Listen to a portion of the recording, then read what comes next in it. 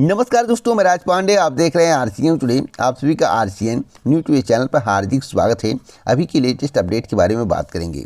लगातार इस चैनल के माध्यम से आपको सबसे ऑथेंटिक जानकारी देने का प्रयास किया जाता है। उसी क्रम में आज की बड़ी खबर के बारे में बात करेंगे। शिक्षा सेवा चयन आयोग में पहली बैठक की गई है और सभी के जहन में एक सवाल है कि बैठक में क्या क्या हुआ। देखिए, बैठक में कार्य प्रक्रिया को लेकर अहम मुद्दों पर चर्चा हुआ। भर्ती परीक्षाएं किस प्रकार से आयोजित की जाएंगी, भर्ती परीक्षा कराने वाली एजेंसी का चयन कैसे किया जाएगा, भर्ती परीक्षा के संबंध में प्रतियोगी छात्र मांग भी कर रहे हैं कि सेंटर को जो है गृह जनपद में ना बनाया जाए। मैं आपको बता दूं, इन सब मुद्दों पर चर्चा हुआ, लेकिन एक बड़ी खबर है, एक बड़ा डिसीजन सामने आया है कि जो भी परीक्षाएं होंगी उनका शेड्यूल, परीक्षा के संबंध में जानकारी चुनाव समाप्त होने के बाद आपको दी जाएगी। यानी कि परीक्षा जो है अभी होने वाली नहीं है। अभी सेंटर का चुनाव करना, एजेंसी का चुनाव करना इत्यादि कार्य हैं। तो सबसे पहले टेंडर निकाला जाएगा एजेंसी के लिए। प्रिंटिंग प्रेस यानी कि जहां से पेपर छपेगा उसका भी चयन किया जाएगा। उसके बाद कैंडिडेट की संख्या के आधार पर स्कूलों का निरीक्षण कर सेंटर बनाए जाएंगे, तब जाकर कहीं परीक्षा होगी। तो मुझे लगता है कि अगस्त के बाद और दिसंबर तक परीक्षा आयोजन जा सकता है, मेरी जानकारी के अनुसार। बाकी मेरी बातें कितनी सही होती हैं सभी को पता है। 100% ऑथेंटिक जानकारी देने का प्रयास करता हूं, तो धैर्य बनाए रखें। लगातार मैं इस चैनल के माध्यम से टीईटी, पीईटी, असिस्टेंट प्रोफेसर भर्ती परीक्षा के संबंध में, यूपी टेट के संबंध में, प्राथमिक शिक्षक भर्ती के संबंध में जानकारी देता रहूँगा। आप लोग परेशान ना हो, रेगुलर वीडियो देखा करें। अगली खबर मनरेगा की नई मजदूरी दरों को लेकर है। केंद्र सरकार ने चुनाव से पहले सबसे बड़ा फैसला लिया है। केंद्र सरकार ने लोकसभा चुनाव से पहले महात्मा गांधी राष्ट्रीय ग्रामीण रोजगार गारंटी योजना के तहत मजदूरी दरों को संशोधन किया है और इसमें विभिन्न राज्यों के लिए लगभग 4 से 10% की बढ़ोतरी की है। सबसे अहम सवाल है, उत्तर प्रदेश का क्या हाल है, सबसे छोटे राज्य का क्या हाल है। तो मैं आपको बताना चाहता हूँ, गोवा में सर्वाधिक 10.56% की वृद्धि की गई है। गोवा छोटा राज्य है। अब बड़े राज्य की बात कर लेते हैं। यूपी सबसे बड़ा राज्य है, तो यहाँ पर 3.4% की वृद्धि की गई है। यानी कि बड़े राज्य में सबसे कम, जहाँ ज़्यादा पैसा देना पड़ता है, छोटे राज्य में सबसे ज़्यादा, जहाँ कम पैसा देना पड़ता है। तो दिमाग देखिए कितनी बड़ी खोपड़ी लगाई गई है। अगली अपडेट के बारे में बात कर लेते हैं। बैलेट पेपर से चुनाव को लेकर छत्तीसगढ़ के पूर्व मुख्यमंत्री और कांग्रेस नेता भूपेश बघेल के इलेक्ट्रॉनिक वोटिंग मशीन के विरोध के नए प्लान से भले ही चुनाव प्रक्रिया से जुड़े लोग विचलित हैं, लेकिन ऐसा भी नहीं है कि चुनाव आयोग इसे लेकर हाथ पर हाथ धरे बैठा है। वह ऐसी चुनौतियों से निपटने के लिए लंबे समय से काम भी कर रहा है।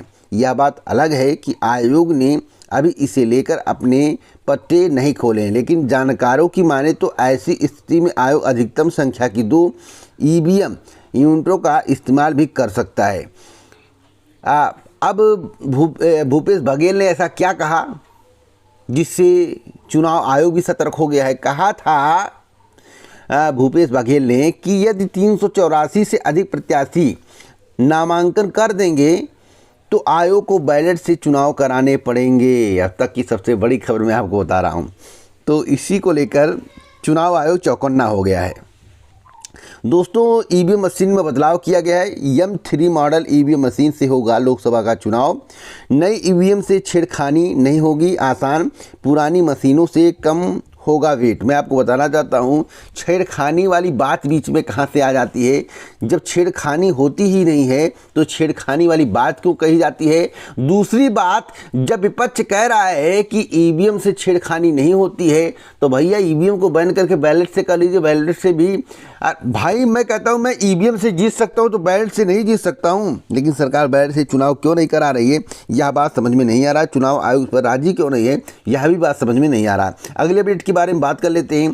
पेपर लीक की घटना को लेकर बिहार लोक सेवा आयोग की सबसे बड़ी खबर है। शिक्षक भर्ती परीक्षा के तीसरे चरण के पेपर लीक मामले की जांच कर रही आर्थिक अपराध इकाई यानी कि EOU ने बिहार लोक सेवा आयोग से कई सवाल के जवाब मांगे हैं। पिछले दिनों आधा दर्जन अभियुक्तों से हुई पूछताछ में मिली जानकारी को क्रॉस चेक करने के लिए बीपीएससी से उत्तर मांगे गए हैं। इनमें परीक्षण संचालन से जुड़े पदाधिकारियों की भूमिका से लेकर प्रश्नपत्र की छपाई आज से संबंधित कई सवाल हैं। एक और बड़ी अपडेट देना चाहता हूं बीएड प्रवेश परीक्षा को लेकर। बीएड प्रवेश परीक्षा को लेकर बड़ी अपडेट है। आपको बता दें कि बीएड संयुक्त प्रवेश परीक्षा के पंजीकरण की तिथि 10 अप्रैल से ज़्यादा करने की तैयारी, 10 अप्रैल से आगे बढ़ाने की तैयारी है। 20 से 24 अप्रैल तक प्रस्तावित संयुक्त प्रवेश परीक्षा भी स्थगित होगी। इसका फैसला और नई तिथियों का निर्धारण 29 मार्च को बुंदेलखंड विश्वविद्यालय झांसी के कुल सचिव के निर्देश में होने वाली बैठक में होगा। एक बड़ी अपडेट और देना चाहता हूँ शिक्षा मित्रों को लेकर, अनुदेशकों को लेकर। शिक्षा मित्र अनुदेशक भी लगेंगे चुनाव ड्यूटी में, अब तक की सबसे बड़ी खबर है। तो दोस्तों इसी प्रकार की ऑथेंटिक जानकारी देना चाहता हूं हमेशा कि जिससे आपको सही सटीक जानकारी मिलती रहे। एक बड़ी अपडेट मैं आपको देना चाहता हूं यूपी ट्रिपल 80 पेड 2024-25 को लेकर। दोस्तों अगर आप एग्रीकल्चर टेक्निकल असिस्टेंट या जूनियर असिस्टेंट या किसी भी भर्ती परीक्षा में अप्लाई नहीं कर पाए हैं, आप काफ़ी परेशान हैं क्योंकि पेट से लोग ऊब चुके हैं, इसलिए पेट परीक्षा देना नहीं चाहते हैं। तो इसीलिए पेट 2023 में आवेदनों की संख्या में काफ़ी गिरावट थी। मैं आपको बताना चाहता हूं अगर आप यूपी ट्रिपल 80 पीटी परीक्षा अगली बार नहीं देंगे तो आपको पछताना पड़ेगा। पेट की परीक्षा दीजिए 24 और 25, पेट से काफ़ी भर्तियां आने वाली हैं। आयोग का कहना है कि हम पेट 2023 से भी कम 15,000 से लेकर 17,000 भर्तियां कंप्लीट करेंगे, तो यह भी बड़ी बात है। और उधर चुनाव आएगा 2027 का, इसलिए 25 से भर्तियों की बौछार होनी शुरू हो जाएगी। 25-26 में भर्तियों की बौछार होगी। अब भर्तियाँ कितनी कंप्लीट होती हैं अलग बात है, लेकिन भर्तियों की बौछार जरूर होगी। इसलिए मैं कहूँगा अपनी तैयारी पर फोकस करें। अगर भर्ती कंप्लीट होगी, आपकी तैयारी बेहतर रहेगी तो आपका सिलेक्शन हो जाएगा। तो junior assistant, lower PCS, BDO, agriculture technical assistant और एग्रीकल्चर की वैकेंसियाँ हैं। बहुत सारे विज्ञापन आने वाले हैं। तो वीडियो को शेयर कर दे, लाइक कर दे। इसी प्रकार की ऑथेंटिक जानकारी के लिए पूरा वीडियो सुनने के लिए दिल से धन्यवाद।